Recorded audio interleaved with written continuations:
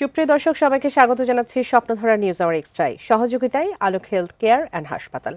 বাবলি ইয়াসমিন পুরো আয়োজন জুড়ে আছে আপনাদের সঙ্গে। আজ আমার নির্ধারিত বিষয় সংস্কার, নির্বাচন ও রাজনৈতিক বাস্তবতা।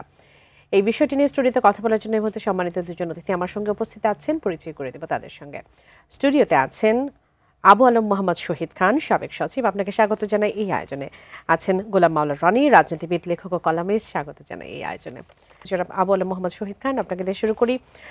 গণঅভ্যুত্থানের 9 মাস পার হয়ে গেছে, কিন্তু 9 মাস পর আমাদের যে অগ্রগতি হওয়ার কথা ছিল, যে পরিস্থিতি আসলে আমরা এখানে কাউন্ট করার কথা ছিল, যে কি কি ভালো কাজ হলো, কতটুকু সংস্কার হলো, সেই পরিস্থিতি আমরা আসলে দেখতে পাচ্ছি না। ইকোনমিস্ট বলেছে যে বাংলাদেশে বড় ধরনের পরিবর্তন আনাটা দিন দিন কঠিন হয়ে দাঁড়াচ্ছে, এটা তারা মনে করছে। কি পরিস্থিতি দেখতে পাচ্ছেন সব মিলিয়ে? সংস্কার নিয়ে তো কি বলবেন আপনি, বা কি বলার আছে আমাদের? সংস্কার শুনছি তো গত 9 মাস ধরে, এবং সংস্কারের কোথায় গেল, এটা তো ট্রেনটা কোথায় আছে এটাই জানা খুব কঠিন, তাই না?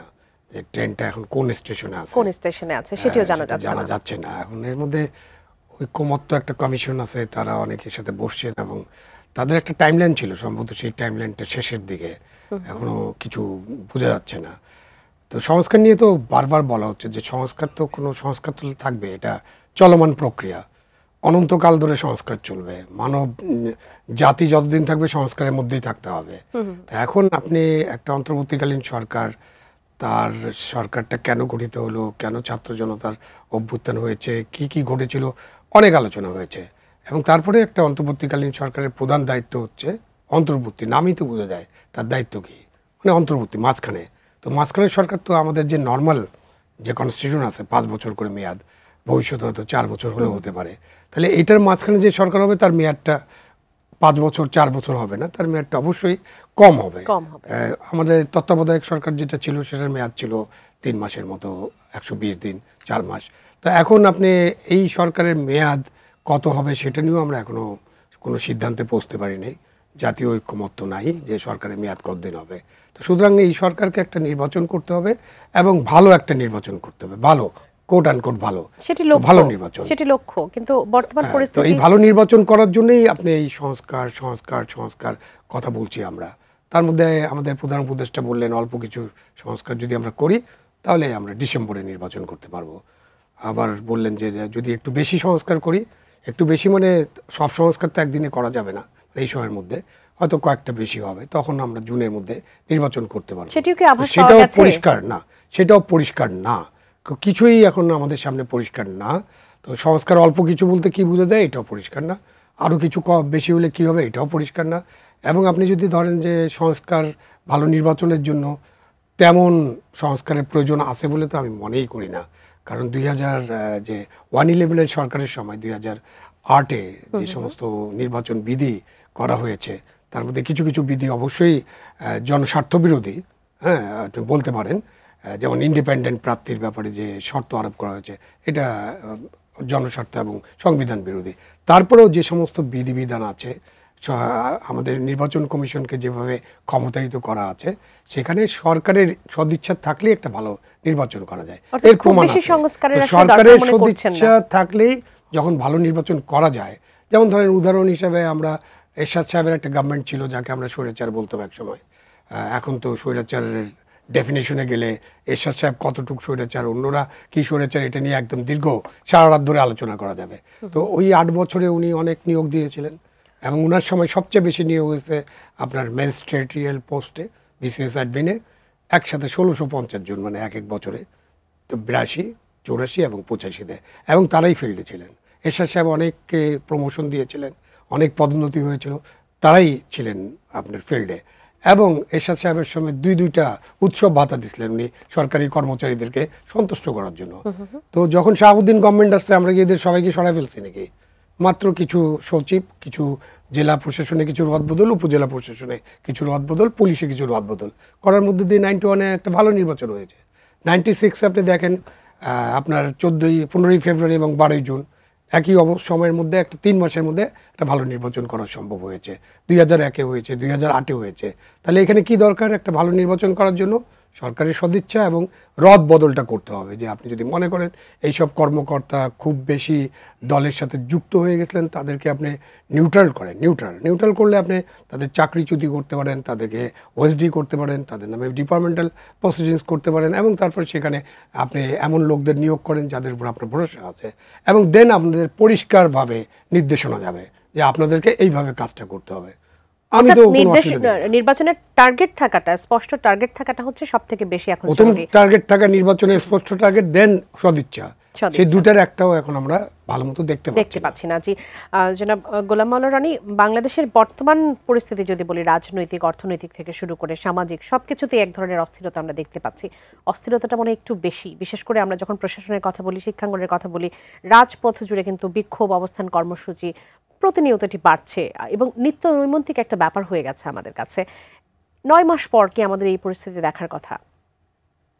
আমরা এটা মিলাতে পারছি না। কারণ হলো রাস্তাতে দেখা যাচ্ছে যারা স্লোগান দিচ্ছে, আন্দোলন করছে, তাদের একটা অসাধারণ প্রাণশক্তি এরকম আমরা দেখিনি।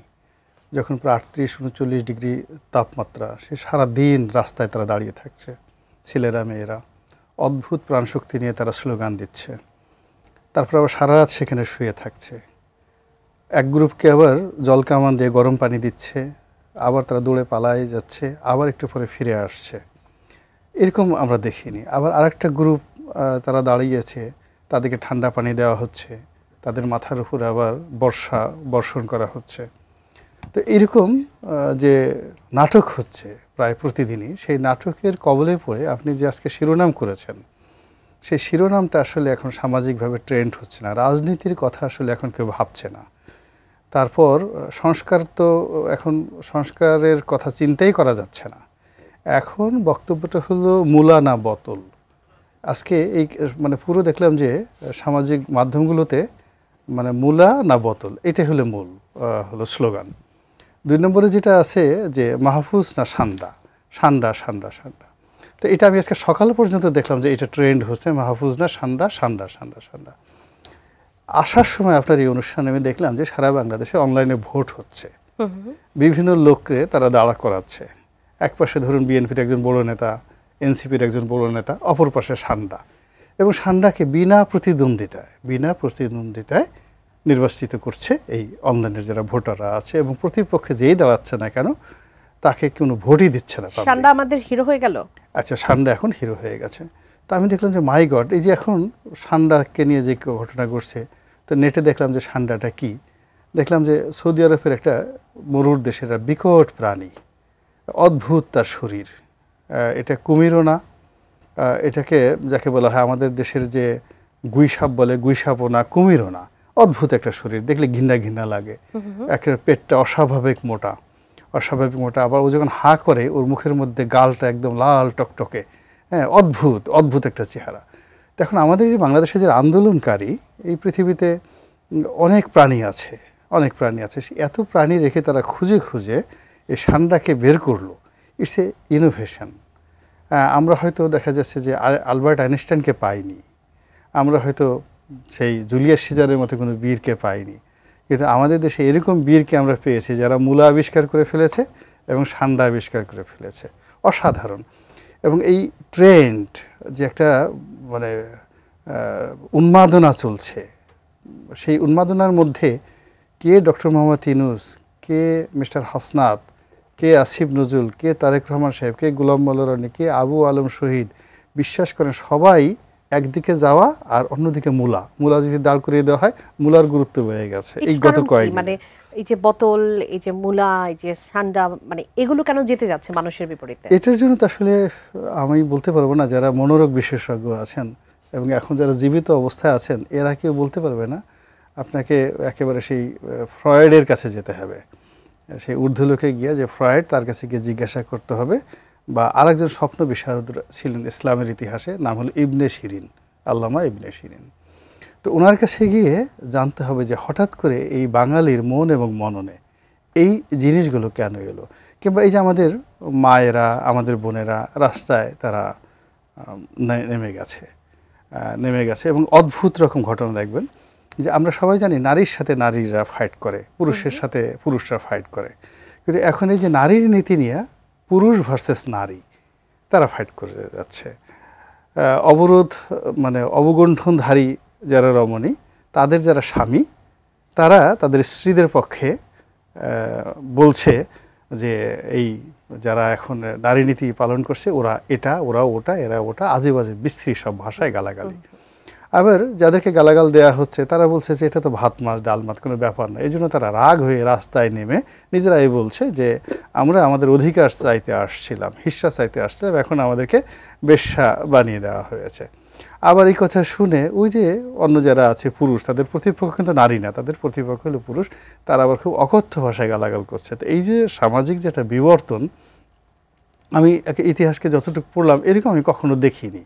আমরা সম্ভবত একটা বিরাট পরিবর্তনের দিকে যাচ্ছি। এখন সেই পরিবর্তনটা ভালোও হতে পারে, মন্দও হতে পারে, তারপর শেষে আমাদের জন্য ধ্বংসাত্মক হতে পারে, অথবা আমাদের জন্য বিরাট কিছু হতে পারে। এবং এই মুহূর্তে যে অশনির সংকেতগুলো আমাদের জাতির জীবনে চলে এসেছে, এটা একটা অন্যটার সঙ্গে কিন্তু কন্ট্রাডিক্ট করছে অ্যান্ড কনফ্লিক্ট করছে। আপনি চিন্তা করুন, চট্টগ্রাম বন্দর মানে এটা হস্তান্তর করা হবে বিদেশিদের কাছে। It's a national port. তো একটা ন্যাশনাল পোর্টে এখানে অনেক সিকিউরিটি ম্যাটার থাকে। আমাদের সেনাবাহিনীর অস্ত্র গোলা বারুদ এই চট্টগ্রাম বন্দর দিয়ে আসবে। তারপর আমাদের যত টাকা ছাপানো হয় বিদেশ থেকে, ডলার বলেন টাকা বলেন, এই আমদানি করা হয়, এগুলোর মাধ্যমে আসবে, সিকিউরিটি পেপার আসবে। তো এই বন্দরের যে টোটাল সার্ভার সিস্টেমটা, এটা ধরেন যারা পরিচালনা করবে তাদের কাছে থাকবে। এখন এই জিনিসটি দিয়ে দেওয়া হচ্ছে বিদেশের কাছে, এবং এই ব্যাপারে ডক্টর মোহাম্মদ ইউনূস তিনি মোটামুটি একেবারে ডিটারমাইন্ড। এবং তিনি যেটা বলছেন যে এই চট্টগ্রাম বন্দর হলো আমাদের বাংলাদেশের হার্ট, এই হার্টে রোগ হয়ে গেছে। তা আমরা যদি আমাদের নিজেদের হার্ট পরিষ্কার করার জন্য সিঙ্গাপুর যেতে পারি, মালয়েশিয়া যেতে পারি, এবং এটা আমাদের হৃদয় অন্যের কাছে খুলে দিতে পারি, তাহলে আমরা এই বন্দর কেন খুলে দিতে পারবো না? অসাধারণ যুক্তি। মানে আমি চিন্তা করি যে এই মহামানব আমাদের বাংলাদেশে এই সময় যদি না আসতেন, আর এই ধরনের যদি তথ্যপত্র না দিতেন, আমাদের যে কি হতো একমাত্র আল্লাহ রাব্বুল আলামিন জানেন। উনি এটা বলছেন। আবার দেখেন আমরা অলনে ছাড়েন, আমাদের অনেক অভাব আছে, অভিযোগ আছে। তারপরে আমাদের দেশের অনেকের চাকরি নেই, যারা সৎ জীবনযাপন করেছেন তাদের সেভিংস নেই, আমরা অনেকে খেতে পারছি না। কিন্তু আমাদের ভিতরে মানবতা বোধ এখন এত টনটন করছে যে আমরা এখন 12 থেকে 15 লক্ষ রোহিঙ্গাদেরকে খাওয়াচ্ছি, কিন্তু এরপর আমাদের তেল কমছে না।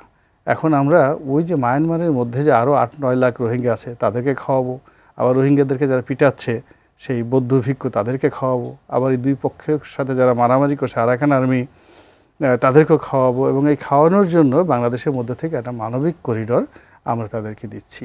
তো আপনি দেখুন, একদিকে অভাব সারা বাংলাদেশে, মানে ব্যবসায়ীরা বলছে চাকরি মানে কর্মসংস্থান নেই, বিনিয়োগ নেই, শ্রমজীবী মানুষ বলছে যে বাজারে দ্রব্যমূল্যের দাম বেড়ে গেছে, তার সঙ্গে সঙ্গে আবার আমাদের মানবতা মানে অনেক একেবারে উথলে পড়ছে। তো এখন টোটাল সমাজের যে আমাদের চিন্তা চেতনা, আমাদের কর্ম, আমাদের স্বপ্ন, আমাদের মুখের ভাষা, এমনকি আমাদের পোশাক। আমি যে মেয়েরা যারা এই বিদ্রোহ করতে নামলো, আপনি জানেন যে বাংলাদেশে অনেকগুলো কেপিআই জোন আছে, খুবই ইম্পর্টেন্ট। তো এর মধ্যে বঙ্গভবন, গণভবন, তারপরে এই যে জাতীয় সংসদ ভবন, এখানে আসলে সরকারের প্রচ্ছন্ন ইঙ্গিত না থাকলে এখানে কিন্তু কেউ কোনো অনুষ্ঠান করতে পারে না। তো এখন এই যে নারীবাদী যে সকল সংগঠন সেখানে অনুষ্ঠান করেছেন, ধরে নিতে হয় যে সরকারের সঙ্গে তাদের একটা গ্রিন সিগন্যাল আছে, আদারওয়াইজ তারা ওখানে করতে পারতেন না। তো তারা সেখানে গেছেন, যাওয়ার পর আমি দেখলাম সবারই একটা অদ্ভুত পোশাক পরে আছেন। মানে আমি নারীবাদীদের বিভিন্ন আন্দোলন দেখেছি বিভিন্ন সময়টাতে, যেহেতু সংবাদপত্রের সাথে ছিলাম আমি দেখেছি, কিন্তু এইবারে নারীদের যে কথা, তারপরে আবার তারা একে অপরের মাথা আশ্রিয়ে দিচ্ছিল। তো ওখানে আবার এক ছেলে এক মেয়ের মাথা আশ্রয় দিচ্ছিল, মেয়েটা আবার ছেলেটার মাথা আশ্রয় দিচ্ছিল। অসাধারণ সব সেখানে দৃশ্য সৃষ্টি হয়েছে। এটা বাংলাদেশের একটা নবোদয়, নতুন সূর্যের একটা উদয়। এখন সেই সূর্যের আলো গুলাই কি আপনি বলতে চাচ্ছেন যে এর মধ্য দিয়ে আমরা একটা অন্যরকম পরিবর্তনের দিকে ধাবিত হচ্ছি? না, ওইটাও মানে যখন একটা বৃষ্টি হয় তার আগে যখন একটা রংধনু দেখে, রংধনু অনেকগুলো রং, এখন আমাদের এই সমাজে বিভিন্ন জায়গাতে নানা রকম রংধনু তৈরি হয়ে গেছে। জি, একটু আবু আলম মোহাম্মদ শহীদ খান, চট্টগ্রাম বন্দরের কথা যেটা বলা হলো, বাংলাদেশের অর্থনীতির হৃৎপিণ্ড যেটাকে আমাদের প্রধান উপদেষ্টা বলেছেন, চট্টগ্রামের নিউমোরিং বন্দরকে যেমনটি বলছিলেন গোলাম মাওলা রনি যে আমরা হার্টের চিকিৎসার জন্য যদি বিদেশে যেতে পারি তাহলে আমাদের যে অর্থনীতির হার্ট সেটির চিকিৎসার জন্য কেন বিদেশিদের হাতে সেটা আমরা তুলে দিতে পারবো না? এটাতে আসলে কী কী সংকট হতে পারে আর কি কি লাভ হতে পারে বলে আপনি মনে করছেন? না, এটা তো পুরো অ্যানালাইসিস আমরা এখনো পাইনি। তবে যদি আমরা আশেপাশের দেশগুলোর দিকে তাকাই, যেমন ভারতের একটা 12টা বড় বড় গভীর সমুদ্র বন্দর আছে, আমাদের তো একটাই, সবেধন নীলমণি, পাকিস্তানের মতো। পাকিস্তানের যেমন করাচি, 80-90% ওখান থেকে হয়। তা আপনি করাচি বন্দর কারা চালায়? গভর্নমেন্ট চালায়। ভারতের 12টা মূল বন্দর কারা চালায়? গভর্নমেন্ট চালায়। আমাদের দেশে আমরা চট্টগ্রাম বন্দর চালাই, গভর্নমেন্ট চালায়। এবং আপনি শ্রীলঙ্কা, গভর্নমেন্ট চালায়। তা এখন আপনি এই যে গভর্নমেন্টের চালনার মধ্যে সমস্যা থাকতে পারে, সিঙ্গাপুর ধীর গতিতে গভর্নমেন্ট চালায়। তো এখন মানে আমি হামবুর্গও যেতে পারি, কয়েক চালায়, তাই না? তো সুতরাং আপনি এই যে আমাদের পোর্টের ব্যাপারে কিছু অভিযোগ আছে, আমাদের গভর্নমেন্ট সিস্টেমের ব্যাপারে তো অনেক অভিযোগ, স্লো, দুর্নীতি আছে, ঠিকমতো কাজ করে না, আমরা ভালো সেবা পাচ্ছি না, সবই আছে। কিন্তু আপনার মাথা ব্যথার জন্য তো আপনার একদম সোজা ওষুধ হচ্ছে প্যারাসিটামল খাবেন, তারপরে আপনি আরও অন্য অনেক কিছু করতে পারেন, আপনার দরকার হলে ইঞ্জেকশনও নিতে হতে পারে। তা আপনার মাথা তো কেটে ফেলে দিবেন না আপনি। তো সেই জন্য আপনার পোর্ট ভালোভাবে যাতে চালানো যায়, পোর্টটাকে, পোর্টের যে সমস্যা, রাজনৈতিক সমস্যা, ট্রেড ইউনিয়নের সমস্যা, ওখানে লুটপাটের সমস্যা, অনেক সমস্যা আছে, সমস্যা আইডেন্টিফাই তো হয়েছে, আপনি সমস্যাগুলো সমাধানের ব্যবস্থা করেন। কিন্তু তার বদলে আপনি আমাদের একমাত্র বন্দরটাকে আমরা বিদেশিদের কাছে দিয়ে দিব বা বিদেশিদের তত্ত্বাবধানে দিয়ে দিব, এবং এটার কি টেন্ডার প্রসিডিউর কি আছে, আলাপ আলোচনা দরকার, এবং এগুলো একটা মেজর সিদ্ধান্ত। অন্তর্বর্তীকালীন সরকারের সংস্কারের মধ্যে এটা ছিল কিনা এটা তো কোথাও শুনি নাই। ইউনূস সাহেব গেলেন চট্টগ্রামে, তখন তিনি এই কথাটা বললেন, তার আগে শুনতে পারিনি। মানে অনেক কথা তো তাদের ভেতরেই থাকতে পারে, যেমন মানবিক করিডোরের কথা আমরা হঠাৎ করেই শুনলাম কোনো আলোচনা ছাড়াই। এবং অনেকে বলেন যে এই মানবিক করিডোর চট্টগ্রাম বন্দর এইসবের ব্যাপারে যা যা হওয়ার সেগুলো একেবারে চূড়ান্ত পর্যায়ে। সেই কারণেই ঢাকায় এইসব সন্ডা, আন্ডা, বোতল, মূলা, এইসব কিছু ঘটলো ঢাকায় 3-4 দিন ধরে। এবং তারপর জগন্নাথ বিশ্ববিদ্যালয়ের সাথে যা ঘটলো, এবং তারপরে আমাদের সব দাবি মেনে নেওয়া হলো। জগন্নাথ বিশ্ববিদ্যালয়ের দাবি দাওয়া নিয়ে তো আলোচনা করতে হবে ভাই। যেমন ওদের একটা দাবি, যেটা 70% আবাসিক ভাতা দিতে হবে, এই দাবি মনে করেন। আমি জগন্নাথ বিশ্ববিদ্যালয়ের দাবি আলোচনা হতে হবে। তা আপনি যদি জগন্নাথ বিশ্ববিদ্যালয়কে একটা আবাসিক বিশ্ববিদ্যালয় হিসেবে ঘোষণা করা হয়েছিল, এটা তো আবাসিক বিশ্ববিদ্যালয় নয়, তখন ওদেরকে যদি আপনি 70% আবাসিক ভাতা দেন, মানে কি দিবেন আমি জানি না, কিভাবে আন্দোলনটা এক পর্যায়ে এখন থামলো এটা আমি জানি না। তারা তো হুমকি দিচ্ছেন যে আবার আসতে পারেন। তো এখন ঢাকা বিশ্ববিদ্যালয়ে তো অনেকে আবাসিক ছাত্র, মানে আবাসিক হলে জায়গা পান না, তাদেরকে দেন 70%। জাহাঙ্গীরনগর বিশ্ববিদ্যালয় আবাসিক বিশ্ববিদ্যালয়, সেখানকার ছাত্ররা এখন ওই সাভার এলাকার বিভিন্ন জায়গায় থাকে, ম্যাচ টেস্ট করে থাকে, তাই না? চট্টগ্রাম বিশ্ববিদ্যালয়, মানে যত পাবলিক বিশ্ববিদ্যালয় আছে সবাইকে তাহলে আবাসিক ভাতা দিতে হবে, তাই না? তো আপনি যে কোনো আন্দোলনের বিষয়টা আলোচনা করতে হবে, আলোচনা করে এটা ঠিক করতে হবে। এই আলোচনা না করে একটা পরিস্থিতি সৃষ্টি করা, এটাকে নাগরিকদের অনেকে মনে করছেন যে এটা ইচ্ছাকৃতভাবে সৃষ্টি করা হচ্ছে কিনা অন্য কিছু আড়াল করার জন্য। এবং কেউ কেউ যারা পলিটিক্সের সাথে ইনভলভ, তারা ভাবছেন যে এগুলোর মধ্য দিয়ে দেশের যে রাজনীতি, নির্বাচন, এইসব জিনিসকে ডিলে করার একটা চিন্তা ভাবনা আছে কিনা। তো এগুলো নিয়ে অনেক ধরনের গুজব আছে, অনেক ধরনের চিন্তা ভাবনা আছে, ষড়যন্ত্র তত্ত্ব আছে। তো এগুলো নিয়ে আমাদের দেখা যাক, সামনে আরো পরিষ্কার হবে। এই সরকার আসলে কোন কাজগুলো করতে পারবে, কোন কাজগুলো করতে পারবে না, কোনটার ম্যান্ডেট আছে, কোনটার ম্যান্ডেট নেই, এরকম প্রশ্নগুলোরও তো সেরকম স্পষ্ট উত্তর আমরা আসলে দেখতে পাচ্ছি না। যখন এই প্রশ্নগুলো আসে তখন সেগুলোর প্রকৃত উত্তরগুলো তো আমরা আসলে খুঁজে পাচ্ছি না। যে এই সরকার কি মানবিক করিডোরের ব্যাপারে নীতিগত সিদ্ধান্ত নিতে পারে, এই সরকার কি যে চট্টগ্রাম বন্দর আপনি বললেন যে আমাদের একমাত্র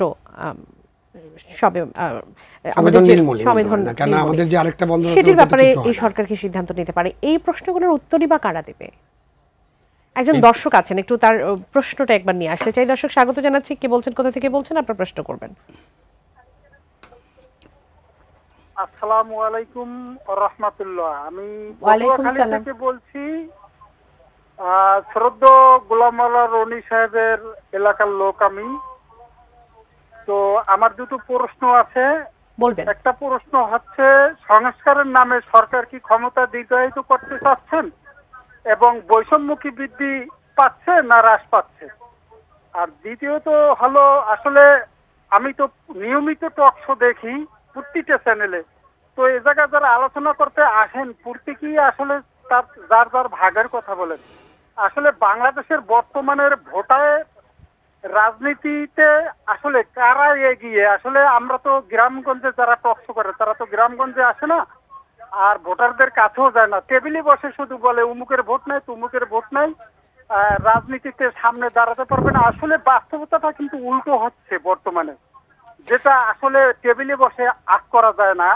গোলাম মোল্লা রনি সাহেবের কাছে আমার প্রশ্ন হচ্ছে, দ্বিতীয় প্রশ্ন, যে আসলে আওয়ামী লীগের অবস্থানটা বর্তমানে কোথায়? এই মুহূর্তে আরো একজন দর্শক আছেন, তার প্রশ্ন নিয়ে এই অংশ শুরু করতে চাই। দর্শক স্বাগত জানাচ্ছি, কে বলছেন, কোথা থেকে বলছেন, আপনার প্রশ্ন করবেন। আসসালামু আলাইকুম। ওয়ালাইকুম সালাম। আমি পিন্টু দুয়ারি পটুয়াখালী থেকে বলবেন। হ্যাঁ, আমার প্রশ্নটা সব হচ্ছে দুজন গোলাম মোল্লা রনি ভাইয়ের এলাকার। হ্যাঁ হ্যাঁ, আমার দুজন অতিথির কাছে প্রশ্নটা হচ্ছে, কয়েকদিন আগে মির্জা আব্বাস সাহেব আলোচনার সময় বলেছেন যে দেশ বিড়ালের মুখ থেকে কাকের মুখে পড়েছে। তো আমার প্রশ্ন হচ্ছে দুজন অতিথির কাছে যে এই বিড়ালের মুখ থেকে কাকের মুখে ফালালো কারা? এটাই হচ্ছে আমার প্রশ্ন দুজন অতিথির কাছে। সকলকে ধন্যবাদ।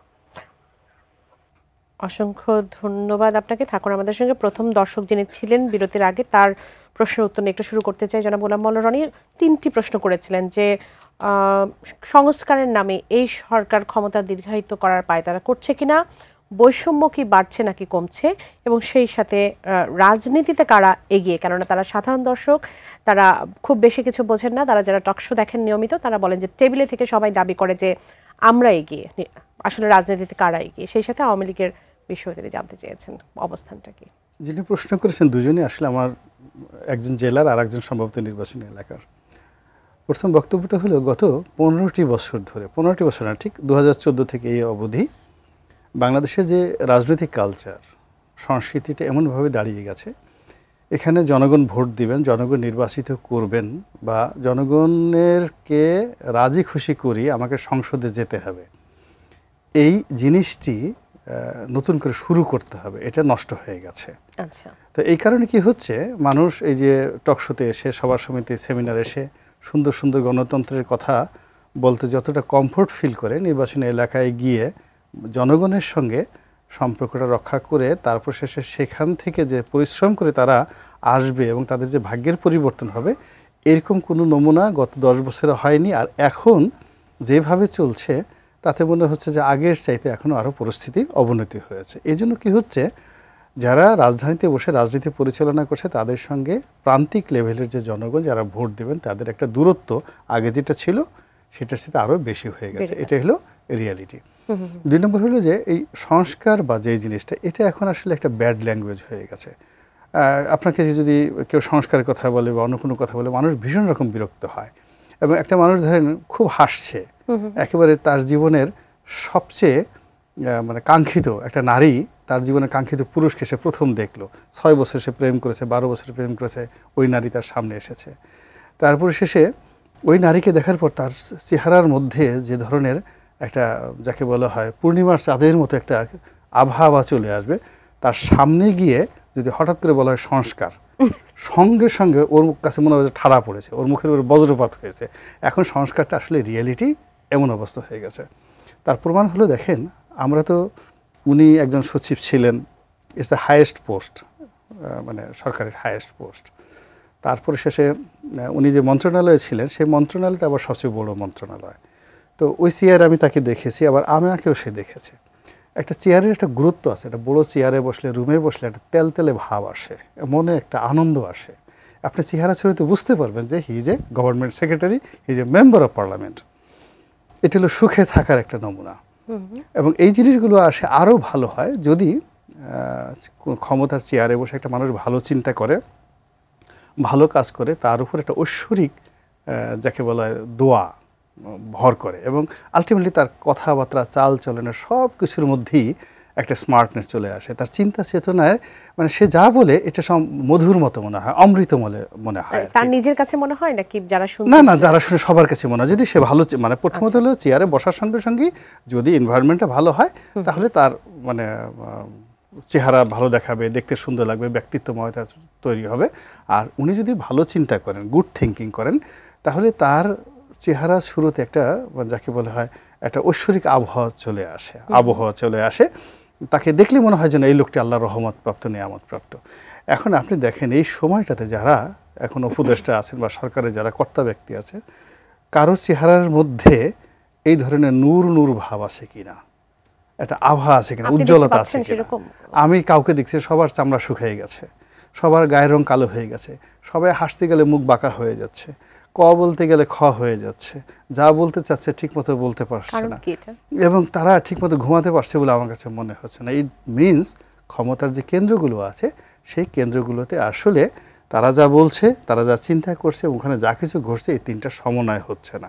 বিকজ তারা এখন যেখানে আছে, আমি 2009 সনে সেই জায়গাতে, মানে তার চেয়ে ভালো জায়গাতে থেকে আসছি। বিশ্বাস করেন, সংসদীয় গণতন্ত্রে মেম্বার অফ পার্লামেন্টের উপর দিয়ে কোনো পোস্ট অ্যান্ড পোর্টফোলিও নেই।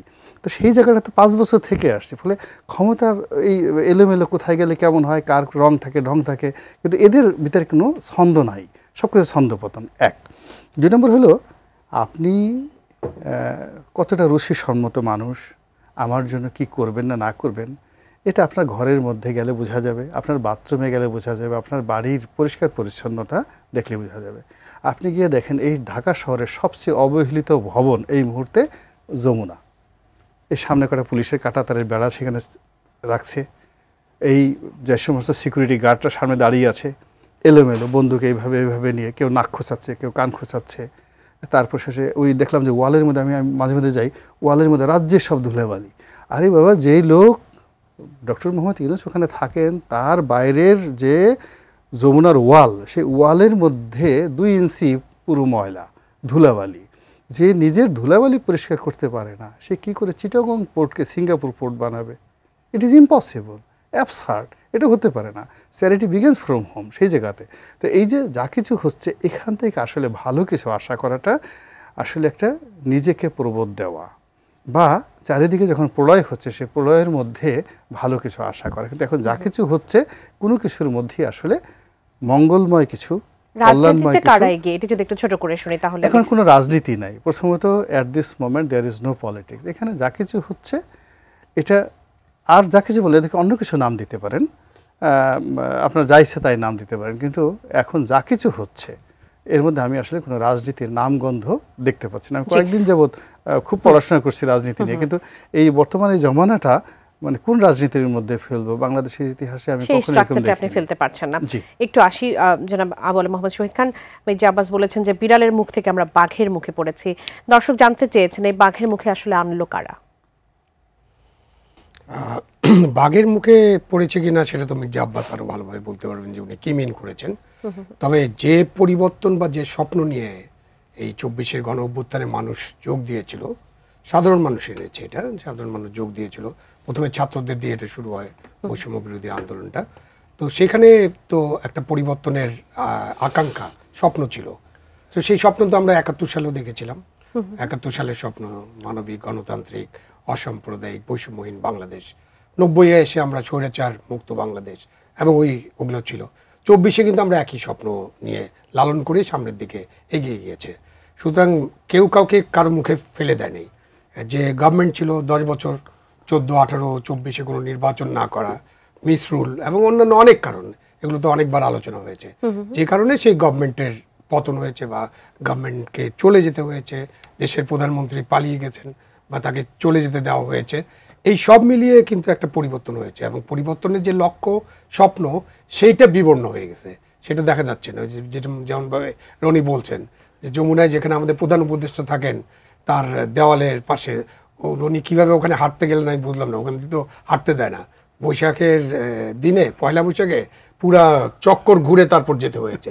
হ্যাঁ, উনার পাশ দিয়ে যাওয়া যায়, ওই সামনে দিয়ে পেলি রোডে যাওয়া যায়, তো ওইটা তো যাওয়া যায় না। যেখানে অবশ্য এনসিপি আপনার 144 থাকা সত্ত্বেও সেখানে একেবারে মঞ্চ করে, ট্রাক দিয়ে মঞ্চ সাজিয়ে একেবারে অনেক 3 দিন ধরে আন্দোলন করেছে।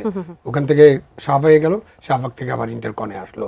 আর জগন্নাথ বিশ্ববিদ্যালয়ের ছেলেরা যখন আসলো, তখন তাদেরকে গরম পানি এবং সাউন্ড গ্রেনেড এবং লাঠিপেটা করা হলো। তো একই সপ্তাহের মধ্যে পুলিশকে আপনি 2 ধরনের আচরণ করতে বলছেন। আপনি তো সংস্কারের কথা বলছেন, মানে সংস্কারটা কি? তো সংস্কারটা ঘরে শুরু করেন। আপনার বাসার আশেপাশে যেহেতু এগুলো নিষিদ্ধ, তাহলে এটা এনসিপি হোক, জামাত হোক, এটা হেফাজত হোক, অন্য যে কেউ হোক, যেতে পারবে না। সবার জন্য একই ধরনের আইন প্রযোজ্য হবে, একই ধরনের আচরণ হবে। সেই আচরণটা আমরা দেখতে পাচ্ছি না। দেখতে না পাওয়ার জন্য জনগণ তো আপনার সন্দেহের মধ্যে আছে, জনগণ একটা অবিশ্বাসের মধ্যে আছে, জনগণের এটা বোঝারও অবস্থা নেই যে কি বুঝবে। পুলিশে তো নিজে বুঝতেছে না যে পুলিশ ফোর্সকে আপনি বলছেন যে এখানে 144 আছে, এরা আসলে তুমি কিছু বলবা না, আচ্ছা সে বললাম না কিছু। ওখানে তারা অনেক বক্তৃতা করলো, তারপরে তারা যা যা করার করলো, যা যা স্লোগান দেওয়ার তো হয়েছে, গোলাম আজমের বাংলাদেশ, নিজামীর বাংলাদেশ, তারপরে আমাদের জাতীয় সঙ্গীত গাওয়ার সময় কি হলো এটা তো আমরা দেখেছি। তো এরপরে যখন জগন্নাথ বিশ্ববিদ্যালয় আসলো তখন আপনি পুলিশকে বলে এদেরকে সরিয়ে দিতে হবে। তো মানে কি আমাদের পুলিশ ফোর্স এমনিতে মোরাল অনেক দুর্বল হয়ে গেছে। তাদের উপরে যে যে হামলা হয়েছিল, যে নির্যাতনের সম্মুখীন তারা হয়েছিল, তারাও নির্যাতন করেছে, এ ব্যাপারে কোনো সন্দেহ নেই। এবং তাদের যারা নির্যাতনের সাথে যুক্ত ছিল, আইন অমান্যের সাথে যুক্ত ছিল বা বেশি করে দলবাজি করছে, তাদেরকে আপনি বিচার করেন। বাট আমার গোটা 2 লক্ষ পুলিশ ফোর্স তো এটার জন্য অপরাধী না। তো আপনি ওই পুলিশ ফোর্সকে যদি 7 দিনের মধ্যে 2 ধরনের আদেশ দেন, তাহলে ও কি করবে? তার পক্ষে তো কিছু করা সম্ভব না। ছোট ছোট করে আরেকটি প্রশ্ন একটু করতে চাই। বিএনপি চেয়ারপারসন দেশে ফেরার পর স্বাভাবিকভাবে সবার নজরে দেখে যে বিএনপি কতটা রাজনীতির মাঠে এখন খেলা শুরু করে বা নির্বাচনকে কেন্দ্র করে তারা কি করে। আজকে খুলনায় তারুণের সমাবেশে সালাউদ্দিন আহমেদ বলেছেন যে 2 ছাত্র উপদেষ্টাকে সরিয়ে দিয়ে ডিসেম্বরের মধ্যে নির্বাচন দিতে হবে।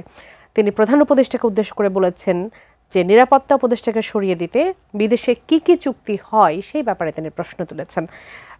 নির্বাচনের এই যে সালাউদ্দিন আহমেদের যে বক্তব্য, আর অনেক কিছুই তিনি তুলে ধরেছেন, ছাত্র উপদেষ্টাকে সরিয়ে দিয়ে ডিসেম্বরের মধ্যে নির্বাচন, এই বিষয়টি আপনি আপনার বোঝার ব্যাখ্যাটা কি? না, এটা তো বিএনপি একটা রাজনৈতিক দল হিসেবে তাদের দাবি তো করতেই পারে, এবং দেশে যেহেতু এখনো গণতন্ত্র আছে, কথা বলতে পারছেন তারা, সুতরাং তারা এই দাবি করতে পারেন। 2 ছাত্র উপদেষ্টাকে সরিয়ে দেওয়ার ব্যাপারে তাদের দাবির একটাই প্রধান কারণ যে ছাত্র উপদেষ্টা ইতিমধ্যেই একটি দল করেছেন এবং ওই ছাত্র উপদেষ্টাদের অন্যান্যরাও সেই দলের সাথে তাদের কানেকশন আছে, কানেকশনটা এস্টাবলিশড। এবং এই যে ইভেন এই সরকারের সাথে তো এনসিপির কানেকশন এস্টাবলিশড এখন, যে তারা যেভাবে এনসিপিকে কাজে লাগাচ্ছেন, অথবা এনসিপি তাদের কাজে যেভাবে লাগছে, অথবা এনসিপিকে তারা যেসব সুযোগ সুবিধা দিচ্ছেন, প্রোটোকল দিচ্ছেন, সিকিউরিটি দিচ্ছেন, তো সেই কারণে এই দাবিটা করা তাদের জন্য খুবই যৌক্তিক। এবং ডিসেম্বরের মধ্যে নির্বাচনের তো বিএনপি অনেক দিন আগে থেকেই দাবি করে আসছে, এবং প্রধান উপদেষ্টার তো একটা তার একটা কমেন্ট বা তার একটা কি বলবো, এটাকে বলতে পারেন যে তিনি নিজেই বলেছেন যে ডিসেম্বরের মধ্যে অল্প কিছু সংস্কার হলে ডিসেম্বরে নির্বাচন হবে, আর বেশি কিছু সংস্কার করতে হলে আপনি জুন মাসে নির্বাচন হবে। এই নির্বাচন নিয়ে তো আমরা অনেক কথা বলেছি, শুধু এটা তার কমিটমেন্ট, ওই কমিটমেন্টটাই তারা স্মরণ করিয়ে দিচ্ছেন। জনাব গোলাম মাওলা রনি, আওয়ামী লীগের কার্যক্রম নিষিদ্ধ করার পরপরই হঠাৎ করে এনসিপির সাথে জামাতের একটা দ্বন্দ্ব প্রকাশ্যে চলে আসে। বিশেষ করে উপদেষ্টা মাহফুজ আলমের পোস্টকে ঘিরে নানান ধরনের বিতর্ক তৈরি হয়। এই যে যাদের আমরা সবসময় বলে এসেছি যে এনসিপির সব থেকে বড় শক্তি হয়তো বা শিবির বা জামাতেরা, হঠাৎ করে এই দ্বন্দ্ব এই সময় কেন সামনে আসলো বলে আপনি মনে করছেন? না, এটা একটা সুপার পলিটিক্স হতে পারে, সুপার পলিটিক্স হতে পারে। কারণ হলো কি, জামাতের সঙ্গে ভারতের একটা সম্পর্ক আছে, রয়ের একটা সম্পর্ক আছে, এরকম একটা ট্যাগ কথাবার্তা জামাতেরই যারা ঘনিষ্ঠজন তারা বলার চেষ্টা করছিল। 1 2 নম্বর হলো যে এনসিপির সাথে জামাতের যে সম্পর্ক, এটা নিয়েও কিন্তু কানাঘোষা হচ্ছে যে জামাতের বি টিম এনসিপি, এনসিপির বি টিম জামাত। 3 নম্বরে যে ট্যাগটা হচ্ছে যে মাহফুজ থেকে শুরু করে সার্জিস আলম বা অন্যান্য যে সমস্ত লোক সরকারে আছে তারা সবাই জামাতের রিক্রুট। এখন এইগুলোতে যেহেতু আওয়ামী লীগ চলে গেছে, 2 নম্বর হলো তারা বিএনপিকে মাইনাস করতে চাচ্ছে, বিএনপিকে তারা এখানে আসলে বিরোধী দল হিসেবে চাচ্ছে, not age BNP Sarkar form করুক, তারা চাচ্ছে যে জামাত এবং এনসিপির যে একটা সম্মিলিত শক্তি, সেই সম্মিলিত সে তারা ক্ষমতায় আসবে, বিএনপি এখানে সেকেন্ড পজিশনে থাকবে, এরকম তাদের একটা প্ল্যান, অ্যাম্বিশন। তো সেই অ্যাম্বিশন করার জন্য তাদের কি হচ্ছে যে টোটাল অ্যাটেনশনটা তাদেরকে নিয়ে হোক। তো সেই অ্যাটেনশনটা মাহফুজ সাহেবকে নিয়ে হোক, জামাতের আমিরকে নিয়ে হোক, এনসিপি নিয়ে হোক, জামাত নিয়ে হোক, এবং এখানে বিএনপি নিয়ে আলোচনা হবে না। এবং সেই ক্ষেত্রে কি হচ্ছে, একে অপরকে যে আক্রমণ করা, সেই আক্রমণ করার মাধ্যমে আপনি তো জানেন যে প্রচারণার একটা মানে মাস মিডিয়া কমিউনিকেশনের একটা প্রিন্সিপাল আছে, বেসিক প্রিন্সিপাল আছে, যে নেতিবাচক হোক ইতিবাচক হোক যে কোনো সমালোচনা আলটিমেটলি আপনার পক্ষে চলে যাবে। তো সেই অর্থে এটা একটা সাজানো নাটক হতে পারে, অ্যাটেনশন ড্র করা, মানুষের চিন্তা চেতনাকে ডাইভার্ট করা, এবং একটা কৃত্রিম সংকট তৈরি করে নিজেদের যে চাহিদা। আপনি চিন্তা করুন যে এই যে মাহফুজ সাহেব একটা কথা বলেছেন, বলার সঙ্গে সঙ্গে আমাদের লক্ষ লক্ষ মানুষ যারা মুক্তিযুদ্ধের পক্ষের মানুষ এবং যারা গত 6-7 মাসে ভীষণ রকম ফ্রাস্ট্রেটেড ছিল, তারা কিন্তু এই ভদ্রলোকের প্রতি একদম সিম্প্যাথাইজড হয়ে গিয়েছে।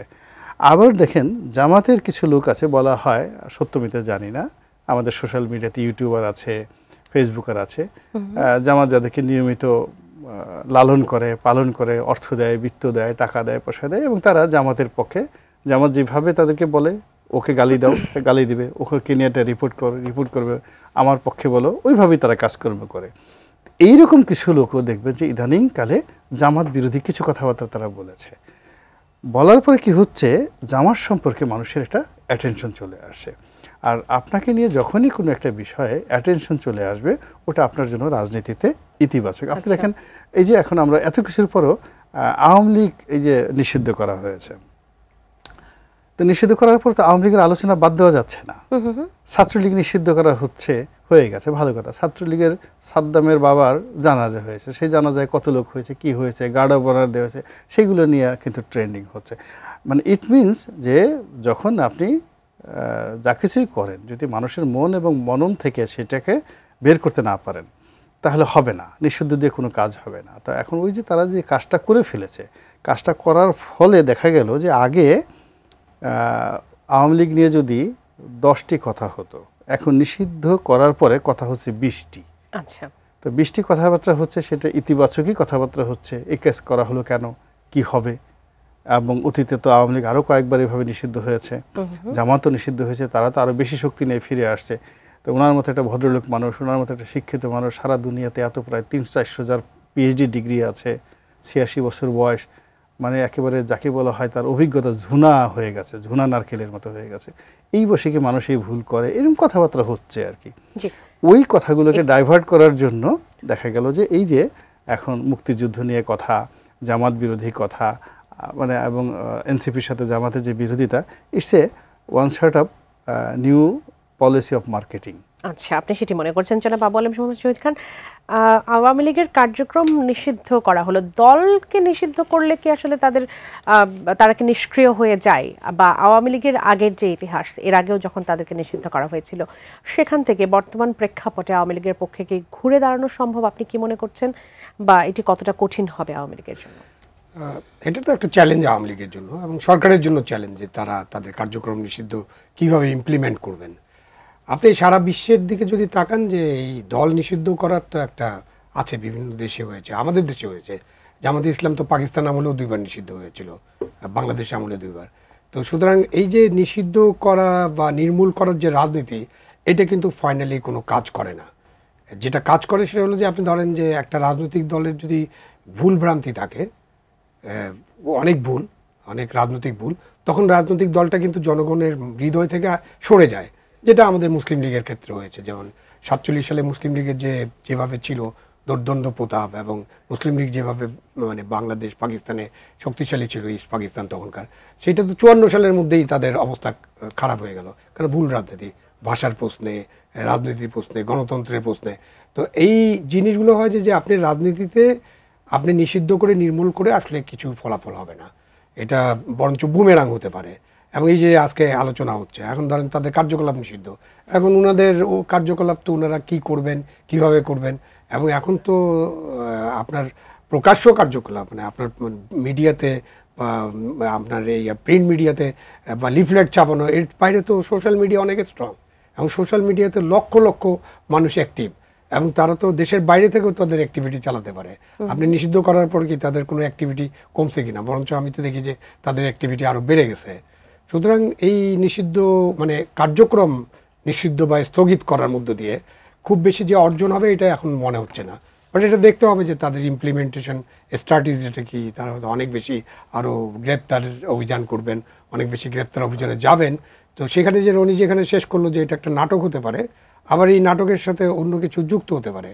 ওই নাটক কম করো প্রিয়, এটা একটা পপুলার জিনিস হয়ে গেছিল না, সেখানে হতে পারে যে এই যে মুক্তিযুদ্ধের কথাটা বলে এনসিপির সাপোর্ট বেসটাকে একটু বাড়ানোর চেষ্টা হতে পারে, যেহেতু আওয়ামী লীগের অধিকাংশ মানুষ মুক্তিযুদ্ধের পক্ষে এবং মুক্তিযুদ্ধের চেতনায় বিশ্বাসী, সেই কারণে এবং চেতনা নিয়ে তারা অনেক ব্যবসা বাণিজ্য করেছে, কিন্তু তাদেরকে হয়তো তাদের পক্ষে টানার একটা আয়োজন হতে পারে। ধন্যবাদ আপনাদের দুজনকে আমাদের এই আয়োজনে যুক্ত হওয়ার জন্য। সুপ্রিয় দর্শক, এতক্ষণ আপনারা যারা আমাদের সঙ্গে ছিলেন, আগামী পর্ব দেখার আমন্ত্রণ জানাই আজ এখান থেকে বিদায় নিচ্ছি। ধন্যবাদ সবাইকে, শুভরাত্রি।